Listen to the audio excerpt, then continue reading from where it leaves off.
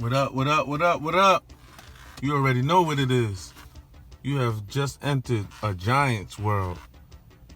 So, we have our new general manager, our new head coach in place. And, frankly, I'm kind of like, hey, at least we got those positions filled and we can move forward now. But I really got to say from the bottom of my gut, I don't know how to really feel about Daniel Jones moving forward as our franchise quarterback. I don't know how to feel about that. I also don't know how to feel about picking a general manager who has never been a general manager, picking a head coach who has never been a head coach after all of the disastrous, hideous seasons we've just went to for almost a decade now. You would pick this unexperienced type of roster when it comes to upper management, your GM and head coach. I just don't understand the thought process in that coming from Mera and Tish. I don't understand it. I don't understand it. Picking a franchise in Mara Road words that has turned their franchise around. Okay. Now, please tell me this. What has Buffalo Bills done in the last 5 years other than get to the playoffs? Please tell me that. They have won nothing, zero, zilch. If that's the case, you can make a case for the Cowboys being a great team. If that's the case, if you want to talk about a team going into the playoffs, that's it.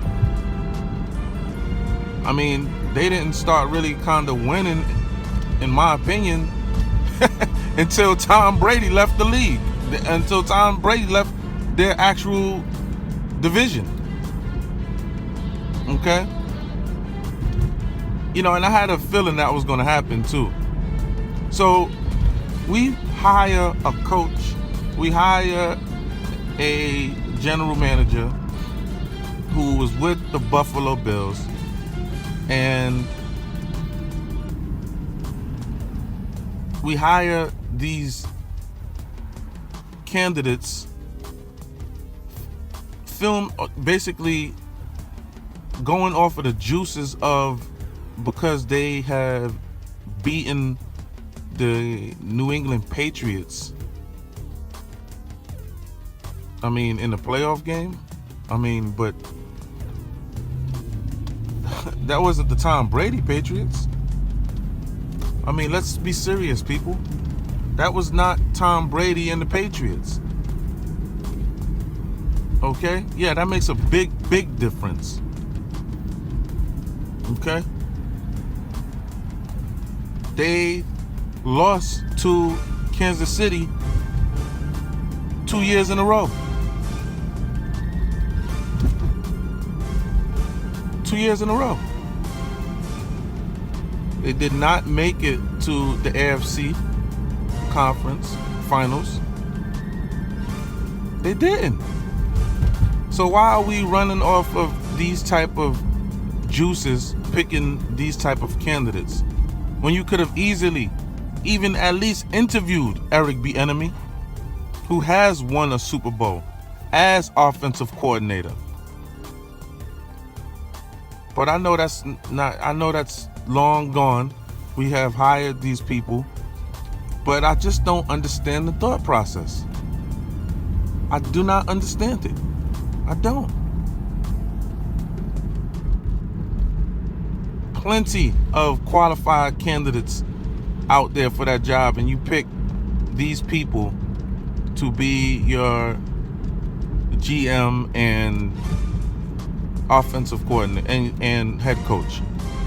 A GM, mind you, that has started from the ticket office. Now, correct me in the comment section below if I'm wrong on this. Most GMs, I guess, never played the game of football. Most GMs are like pretty much, went to school to be an attorney or some sort of business management maybe. I don't understand what gives them the right to say this person is going to be a good player, that person is not going to be a good player. Who and what gives them the right to judge that? And then the owner is the one who signs off on it saying, yeah, okay, yeah, I like that choice. How do you like that choice? You're not a football guy. I don't care if you've been in football and been watching football for the long. I don't care. I do not care. I mean, in my opinion, if you've never been like a real athlete and played any type of competition, how could you really judge this? Like, I mean, as far as scouting, how could you really judge that? How? So there were plenty of better candidates out there that we could have went and splashed on, especially with experience. Especially ones who have won the big game, who has been to the big game, who has experience in the big game. I seen Brian Daboll's interview, and all of these people are gushing, just like they were gushing over Joe Judge.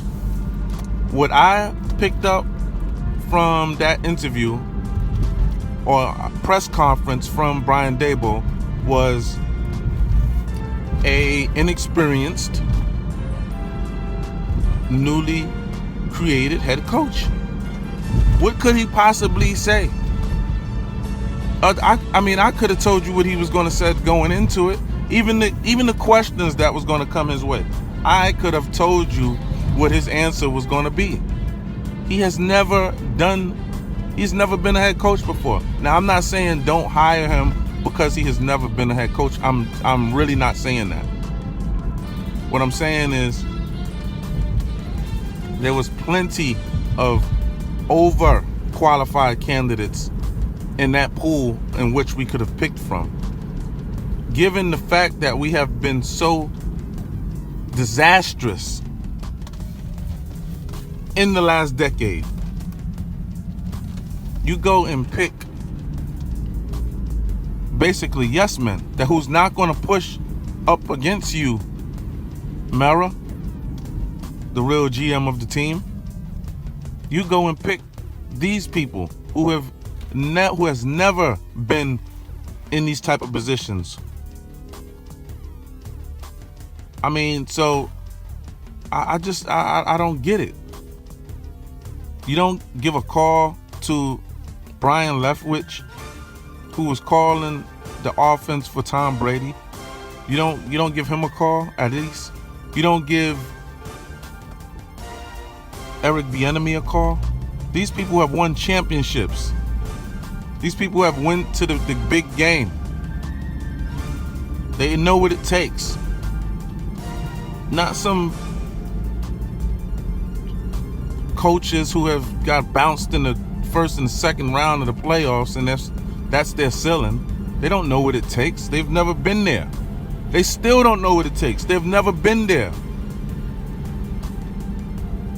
At least Joe Judge was on a damn team that has been there, and he can say, yeah, I seen what it takes. Joe Shane cannot say that.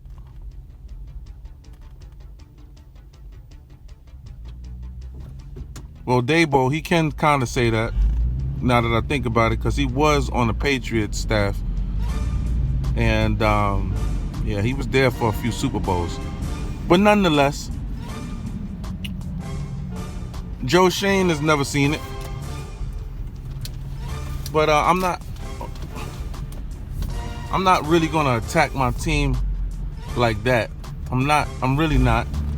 I'm just basically on it like, hey, We got to do a better job. And this whole thing about Daniel Jones, and you got you vloggers and YouTubers talking about Daniel Jones as if he's supposed to be the savior of the New York Giants is completely hilarious to me. This guy has been in the league for 4 years and we still don't know what he's about. That's hilarious. We still are questioning who he is. We still don't know his ceiling. I don't want to hear anything about an offensive line when the offensive line for the team that's in the Super Bowl right now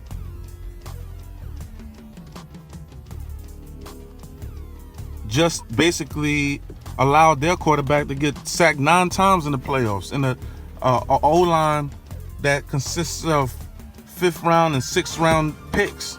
Okay? We're not trying to hear that. They have a good quarterback that's balling. The man is balling. What's up with Daniel Jones? We're not trying to hear that. Oh, he can't do this. Oh, he can't hold on to the damn ball. He can't stay on the field.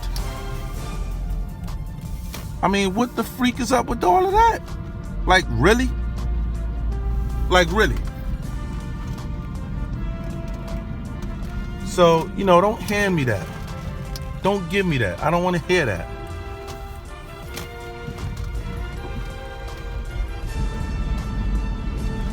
The last time we hired a coach with experience, with Super Bowl experience, was Tom Coughlin. It's the last time. And what happened as a result of that hiring? We won 2 Super Bowls. We have to start to understand as a fan base that we're not going to go along with whatever the ownership group wants to do, whatever they want to do. Even though it's their team, it's our team too, because we are highly invested in this particular team. Now, you can say what you want as far as Daniel Jones is concerned. We've had going on 4 years of Daniel Jones now, and if you don't know what the heck he is, hey, listen, I feel sorry for you. If you're a Daniel Jones fan, I feel sorry for you. More power to you. Would I want Daniel Jones to be one of the best elite quarterbacks in the league? Damn straight. I love an underdog. I was rooting for Daniel Jones because I root for the New York Giants. But I have seen what Daniel Jones is about. I have seen that he's incapable of staying on the field. That's a big, big problem to me. On top of that, he doesn't have like a regular knee injury or muscular injury somewhere. The man has a whole freaking broken neck injury, a neck injury. What are we going to do if Daniel Jones is hit the wrong way and his career is done? When you had the chance to go after top flight quarterbacks, when you had the chance to draft a great up and coming new potential star, what are we going to do then? Do we want to risk that right now?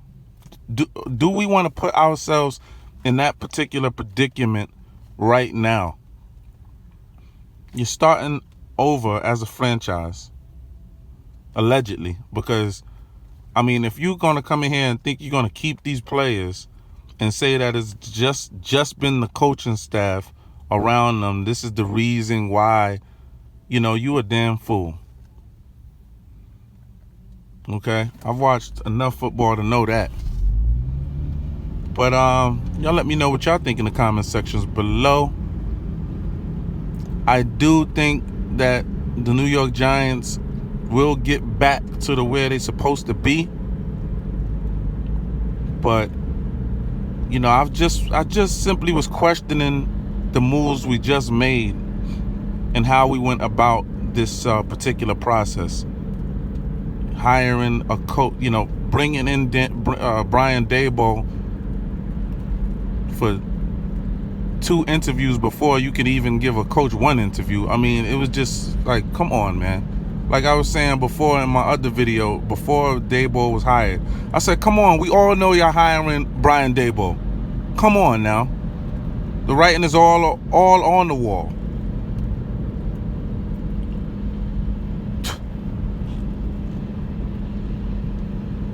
It's ridiculous. But you let me know what you think in the comment section below. Let me know if you think we should move on from Daniel Jones. Let the world know by commenting in the comment section below if you think the New York Giants should move on from Daniel Jones right now. That's big. It's proven that we have to have a great quarterback going into these high-ranking games involving the playoffs. So you let me know what you think in the comment section below.